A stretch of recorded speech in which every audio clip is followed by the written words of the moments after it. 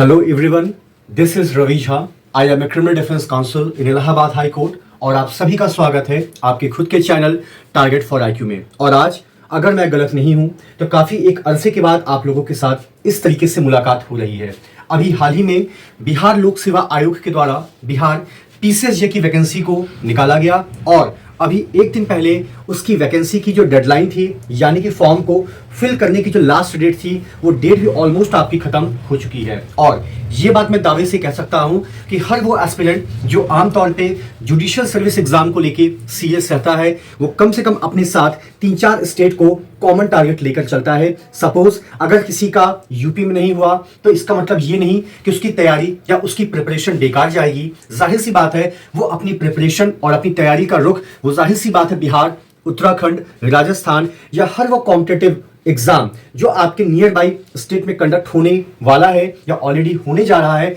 आप वहां पे अपने आप को पाते हैं। और ये देखना एक एंगल से गलत भी नहीं है क्योंकि कहावत है ना कि जो पढ़ाई है वो कभी भी बेकार नहीं जाती है। तो अब आपको ये तो पता होगा कि बिहार के लिए ऑलरेडी वक्त आपके पास बहुत ज्यादा भी नहीं है और इतना कम भी नहीं है कि आप अपनी तैयारी ना कर सके। और इन्हीं सारी चर्चा को ध्यान में रखते हुए मैं रवि झा आज से आपके साथ पर डे एक एक महत्वपूर्ण टॉपिक को डिस्कस करूंगा जो कि आपके एग्जामिनेशन के पॉइंट ऑफ व्यू से महत्वपूर्ण होगा। और इसके रिगार्डिंग टारगेट फॉर आईक्यू पे भी फिलहाल एक बैच आपका चल रहा है 30 सेकंड बिहार जुडिशियल सर्विसेज के नाम से, जहां पे अगर आप चाहें तो आप नोट कर सकते हैं और उसके बारे में डिटेल जानकारी आपको डिस्प्ले पर दिए गए नंबर 7500110314 पे कॉल या मैसेज करके जानकारी मिल सकती है। अब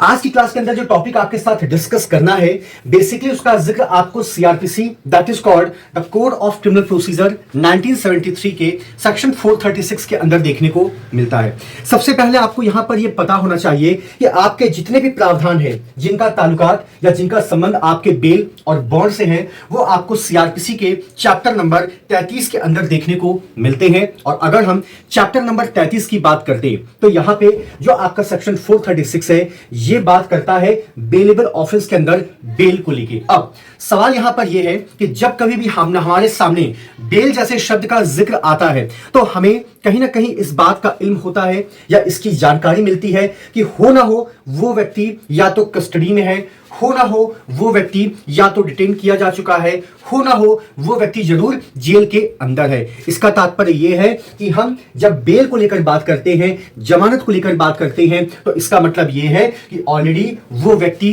किसी भी कॉम्पिटेंट अथॉरिटी की कस्टडी या उनके डिटेंशन के दायरे में आ चुका है और अब उसके पास विकल्प है कि क्या वो उनकी टर्म्स एंड कंडीशंस को मानने के लिए तैयार है, और अगर वो तैयार है तो उसको जमानत जरूर मिलेगी। तो यहां पे जब हम 436 की बात करते हैं तो आमतौर पर यह आपके सामने बयां करता है कि अगर किसी व्यक्ति के ऊपर कोई ऐसा आरोप लगा है जिस आरोप में इस बात का जिक्र किया गया है कि देयर माइट बी पॉसिबिलिटी कि that person has committed a certain kind of offence which falls within the purview of a bailable offence. यानी कि यहां पे अगर आप इसकी डायरेक्ट लैंग्वेज को पढ़ेंगे तो यहां पे एक व्यक्ति के ऊपर अभी कोई कन्विक्शन नहीं हुआ है, अभी कोई ट्रायल नहीं चला है, उसके ऊपर अभी सिर्फ एक आरोप लगा है और उस आरोप से हमें ऐसा प्रतीत हो रहा है कि उसने कोई ऐसा अपराध किया है जो बेलेबल ऑफेंस की परिभाषा के दायरे में आता है, यानी कि जमानतीय परिभाषा के दायरे में आता है। अब सवाल यहां पर यह होता है कि जब एक व्यक्ति कोई जमानती अपराध करता है तो उस व्यक्ति को गिरफ्तार किया जाएगा, उस व्यक्ति को डिटेन किया जाएगा। वो गिरफ्तारी या वो डिटेंशन किसी पुलिस ऑफिसर के द्वारा कंडक्ट किया जाता है। वो हो सकता है हेड कांस्टेबल आ जाए गिरफ्तार करने के लिए, हो सकता है सब इंस्पेक्टर आ जाए, हो सकता है असिस्टेंट सब इंस्पेक्टर आ जाए। लेकिन आपको यहां पर पता होना चाहिए कि जितनी भी गिरफ्तारियां आपके सीआरपीसी में होती हैं आमतौर पे वो सारी की सारी गिरफ्तारियां अंडर द सुपरविजन और the direction of the concerned SHO होती है, जिसको कि हम लोग स्टेशन हाउस ऑफिसर या officer in charge of the police station के नाम से भी जानते हैं। तो अगर मैं आपसे यह कहता हूं कि यहां पे अगर किसी व्यक्ति ने कोई जमानती अपराध किया है तो सबसे पहले क्या होगा, पुलिस के द्वारा उस व्यक्ति को डिटेन या गिरफ्तार किया जाएगा। उसके बाद उस व्यक्ति को पकड़कर थाने लाया जाता है, थाने में उसकी अच्छे से सेवा की जाती है। उसके बाद उसको यह बताया जाता है कि देखो बाबू, जो ऑफेंस तुमने किया है ना वो बेलेबल ऑफेंस है, वो एक जमानती अपराध है। जो तुम हमारी टर्म्स एंड कंडीशंस मानने के लिए तैयार हो तो हम तुमको जमानत पर यहीं से छोड़ देंगे, यानी कि तुमको मजिस्ट्रेट के सामने पेश करने की हमें जरूरत बिल्कुल भी नहीं पड़ेगी। हाँ, जो अगर तुमने हमारी टर्म्स एंड कंडीशंस नहीं मानी तब हम तुमको माफ करना छोड़ नहीं सकते हैं, भले ही तुम्हारे द्वारा जो ऑफेंस कमिट किया गया है वो बेलेबल ऑफेंस है। और ये बात हम और आप दोनों बहुत अच्छे से समझते हैं कि जितने भी जमानती अपराध होते हैं वहां पर bail as a matter of right होता है, लेकिन इसका मतलब ये नहीं कि जो राइट है वो आपका एब्सोल्यूट राइट है। All your rights they falls within the purview of the certain kind of curtailment, यानी कि आपके जितने भी एब्सोल्यूट अधिकार है ना वो कहीं ना कहीं एक दायरे में आते हैं और वो एब्सोल्यूटली आप तभी इंजॉय कर पाते हैं जब आप उन सारे टर्म्स एंड कंडीशंस को मानने के लिए तैयार होते हैं। तो आमतौर पर अगर एक व्यक्ति पुलिस कस्टडी में रहने के दौरान अगर उन टर्म्स एंड कंडीशंस का कंप्लायंस करने के लिए तैयार है तो संबंधित थाना उसको जमानत पर वहां से भी छोड़ सकता है। सपोज करिए कि वो अभी सोच और विचार रहा है और आपको ये भी पता है कि पुलिस जब किसी व्यक्ति की एंट्री करती है तो मैक्स टू मैक्स वो अपनी कस्टडी में 24 घंटे तक रख सकती है। अब पुलिस ने ये देखा कि यार 24 घंटे होने को आए हैं और अभी तक बाबू साहब डिसाइड ही नहीं कर पाए हैं कि उनको जमानत लेनी भी है या नहीं लेनी है। अब पुलिस क्या करेगी, उसके सामने मजबूरी है, वो उसको मजिस्ट्रेट के सामने पेश करेगी। जब मजिस्ट्रेट के सामने पेश किया जाएगा तो मजिस्ट्रेट भी सोचेगा कि यार बेलेबल ऑफेंस है, पता नहीं क्या इसकी मजबूरी है, इसने अभी तक जमानत नहीं ली, कहीं ऐसा तो नहीं कि पुलिस वाले जानबूझ के नहीं दे रहे हैं। तो वहां पर मजिस्ट्रेट भी एक ऑफर देता है कि what's your problem mister x, आखिर आपकी दिक्कत क्या है। आपको जब पुलिस वाले ने बता दिया है कि जो अपराध आपके द्वारा कमिट किया गया है वो बेलेबल ऑफेंस का है, वहां पर bail as a matter of right है, अगर आप हमारे कुछ नियम और शर्तों को मानने के लिए तैयार हैं तो हम आपको जमानत पर छोड़ने के लिए भी तैयार हैं, लेकिन डिस्पाइट ऑफ दैट आप उसको क्यों नहीं इंटरटेन कर रहे हैं। तो अब वहां पे अगर कोर्ट के सामने वो अपने वैलिड रीजंस को रखता है, वो अपनी बात को रखता है, तो हो सकता है कोर्ट उसके टर्म्स एंड कंडीशंस में कुछ कम कर दे और एक मौका दिया जाए कि यार चलो तुमने थाने से जमानत नहीं ली, कोई बात नहीं, तुम कम से कम यहीं आकर यहां से भी जमानत ले लो, हमें कोई दिक्कत यहां पे बिल्कुल भी नहीं है। लेकिन आमतौर पे जब हम बात करते हैं बेल की तो बेल जो शब्द है ना वो अपने साथ कभी भी अकेला नहीं आता है, वो अपने साथ एक शब्द लेकर और आता है and that is called bond. जब हम बॉन्ड की बात करते हैं ना तो बॉन्ड एक ऐसा कागज का पुलिंदा होता है जिसके अंदर तमाम नियम और शर्तों को डाला जाता है और वो नियम और शर्त आपको मानना जरूरी है। अब अगर हम बॉन्ड के अलावा देखें तो दो शब्द आपके सामने और निकल कर आते हैं। एक शब्द निकल कर आता है जिसको कि हम लोग बोलते हैं श्योरिटी। अमूमन जब कोर्ट किसी व्यक्ति को जमानत देती है तो उसका उस व्यक्ति के ऊपर बहुत ज्यादा भरोसा नहीं होता है। वो कहती है कि देखो बाबू, तुम दो व्यक्तियों को लेकर आओ जो श्योरिटी का रोल अदा करेंगे और जो हमें यकीन दिलाएंगे ऑन एफिडेविट कि हुजूर हम इस फलाने की गारंटी लेते हैं कि ये हर वक्त हर समय जब कभी भी थाना या कोर्ट इसको बुलाएगी ये अपीयर्ड होगा और नहीं होगा तो ये हमारी जिम्मेदारी है, हम उसको लेकर आए। कुछ परिस्थितियां ऐसी भी होती हैं जहां पर कोर्ट उनके ऊपर हैवी सिक्योरिटी को इंपोज कर देती है। चलो भाई तुमको 50-50 हजार के दो निजी मुचलके आपको भरने हैं, या अगर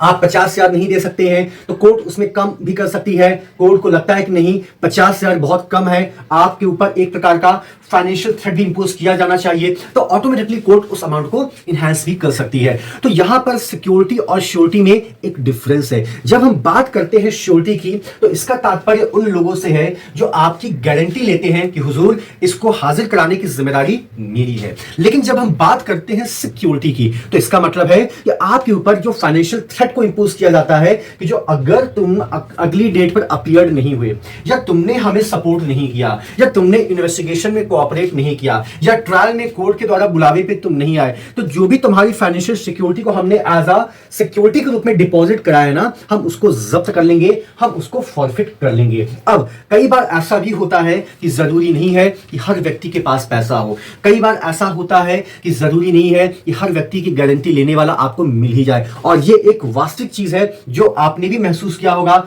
मैंने भी महसूस किया होगा, क्योंकि हम सभी के सभी कहीं ना इसी लीगल प्रोफेशन से डील करते हैं। तो हमें यह पता चलता है कि एक व्यक्ति को जमानत तो कोर्ट से मिल गई है, लेकिन कोर्ट ने जो कंडीशंस लगा दी है कि भैया तुमको 2 जमानती लाने हैं या तुमको इतने पैसों की सिक्योरिटी डिपॉजिट करानी है। अब सवाल यह है कि ना तो उसके पास पैसा है और ना ही उसके पास जमानती है। अब क्या वो व्यक्ति क्या करेगा? तो आमतौर पे कोर्ट को यह लगता है कि 1 हफ्ते हो गए इसकी बेल को सुने हुए, 1 हफ्ते से ये व्यक्ति जेल के अंदर है, इसको हमने कहा कि जमानत ले लो और ये अभी भी जमानत ले नहीं रहा है, क्योंकि जो कंडीशंस है ना, वो कंडीशंस का कंप्लायंस ही ये नहीं कर पा रहा है। द रीजन इज दैट कि वो एक असमर्थ व्यक्ति है, वो एक इंडिजेंट पर्सन है। तो अब कोर्ट क्या करेगी? कोर्ट सिंपल सी करेगी, अब वो उसको बेल नहीं देगी, अब वो उसको डिस्चार्ज कर देगी, उससे पर्सनल बॉन्ड लेके, यानी कि उसका पर्सनल एफिडेविट लेगी, वहां पर उससे कुछ टर्म्स कंडीशंस लिखवाए जाएंगे, उसके साइन लिए जाएंगे और ये उससे वादा लिया जाएगा कि तुम इस पूरे के पूरे कंप्लेंट केस हो या आपका नॉर्मल ट्रायल हो, आप उसे पूरा का पूरा कोऑपरेट करते हैं। तो आमतौर पे हर वो व्यक्ति जो इंडिजेंट है उसके कहने से कोर्ट नहीं मानती है। बेसिकली इसके प्रोविजो में लिखा गया है, इसके एक्सप्लेनेशन में लिखा गया है कि that person minimum will have to spend the period of 7 और more days behind the bar, only after that the court is able to recognise कि in reality that person is a indigent person, in reality that person is a असमर्थ व्यक्ति। अब सवाल यहां पर यह आता है कि इसके अलावा अगर हम इसके 2-3 पहलुओं को और देखते हैं, तो आप लोगों ने एक सेक्शन पढ़ा होगा जब हम बात करते हैं security for keeping the peace and good behaviour वाले पार्ट को, आपने एक सेक्शन और पढ़ा होगा जो बात करता है कैंसिलेशन ऑफ बेल बॉन्ड को लेके। तो आमतौर पे इसके अंदर की जो चीजें हैं ना, इसका इंपैक्ट या उसका इंपैक्ट इनके ऊपर बिल्कुल भी नहीं पड़ेगा। और इसके साथ ही साथ एक बात और भी कही गई है कि जब कभी भी कोर्ट किसी भी व्यक्ति को बेलेबल ऑफेंस में जमानत पर छोड़ती है, और इसका मतलब यह है कि जो टर्म्स एंड कंडीशंस के ऊपर आपके साइन लिए गए हैं, जो एफिडेविट आपके द्वारा दिया गया है, उसका कंप्लायंस आपके द्वारा किया जाना आवश्यक है। और अगर हमें ऐसा पता चला कि आप उसका कंप्लायंस नहीं कर रहे हैं या दोबारा उसी केस के अंदर सब्सिक्वेंटली आपको कॉल किया गया and we got to know कि there has been a clear cut breach by the conditions whatever has been imposed by the court, तो आप ये मानकर चलिए कि इवन दो जो अपराध आपके द्वारा कमिट किया गया था वो बेलेबल इन नेचर का था, लेकिन कोर्ट इस बार आपको जमानत नहीं देगी और बिल्कुल भी नहीं देगी, इसके बारे में कोई टिप्पणी नहीं की जाती है। Let the court will have to decide कि क्या उसको आपको जमानत देना है या नहीं देना है। लेकिन हाँ, ये बात जरूर है कि जब एक बार आपको जमानत पर छोड़ा जाता है, जिस नियम कानून टर्म्स कंडीशंस पे छोड़ा जाता है, और अगर आप उसी नियम कानून टर्म्स एंड कंडीशंस का वायलेशन करते हैं और दोबारा आपको पुलिस के द्वारा डिटेन या कस्टडी में लिया जाता है और कोर्ट के सामने आपको पेश किया जाता है, तो इस बार वाकई में मामला थोड़ा सा गड़बड़ हो सकता है कि शायद भले ही आपके द्वारा जो अपराध कमिट किया गया है वो एक जमानती अपराध है, लेकिन डिस्पाइट ऑफ दैट इस बार आपको जमानत मिल तो सकती है, लेकिन हाँ, थोड़ी बहुत दिक्कत या थोड़ी ज्यादा दिक्कत भी आपको हो सकती है। So it's all about the basic concept of section 436 of the CrPC, जो आमतौर पर बात करता है जमानत के उन प्रावधानों के संदर्भ में जहां पर एक व्यक्ति के द्वारा जो अपराध किया गया है वो जमानती अपराध की कैटेगरी में आता है, यानी कि बेलेबल ऑफेंस की कैटेगरी में आता है। यहां पर जमानत उसको थाने से भी मिल सकती है, यहां पर जमानत उसे कोर्ट से भी मिल सकती है, बशर्ते वो उन सारे टर्म्स एंड कंडीशंस का कंप्लायंस करे। तो thank you so much to all of you for all your love and support to the team of Target4IQ. Thank you so much.